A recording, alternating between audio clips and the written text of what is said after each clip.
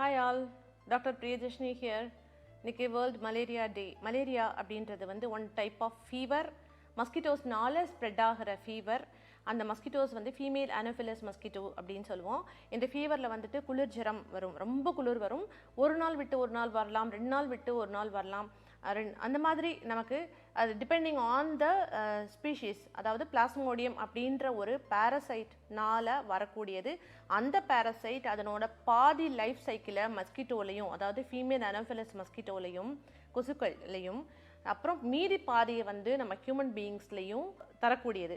அந்த மாதிரி ஹியூமன் பீயிங்ஸில் வரும்போது அது நம்ம ரத்த அணுக்களுக்குள்ளே தான் அந்த பிளாஸ்மோடியம்ன்ற, அதில் ஒரு 4 ஜீனஸ் இருக்குது. அந்த பிளாஸ்மோடியம்ன்றது ரத்த அணுக்களுக்குள்ளே மல்டிப்ளை ஆகி அந்த ரத்த அணுக்களையே வந்து ஆர்பிசிஸையே வந்து ரப்சர் பண்ண வைக்கும். அந்த மாதிரி ரப்சர் பண்ணும்போது டாக்ஸின் வரும். டாக்ஸின் தான் ஃபீவரை உண்டு பண்ணும்.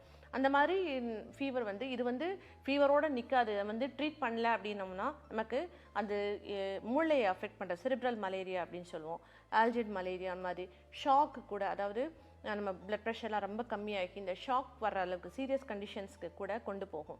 ஸோ அது மட்டும் இல்லை, இது திருப்பியும் ரெக்கவர் ஆகிறதுக்கும் வாய்ப்பு இருக்குது. ஸோ அதனால் இந்த மலேரியா, இந்த மாதிரி குளிர், ரொம்ப குளிர் ப்ளஸ் ஜுரம் அப்படிலாம் வந்துச்சுனாக்கா நீங்கள் மறக்காமல் டாக்டரை பார்த்து இந்த உங்களோட சிம்டம்ஸை, கரெக்டான சிம்டம்ஸை சொன்னீங்கன்னா அது கரெக்டான டேப்லெட் போனால் ஈஸியாக அதை க்யூர் பண்ணக்கூடிய டிசீஸ்.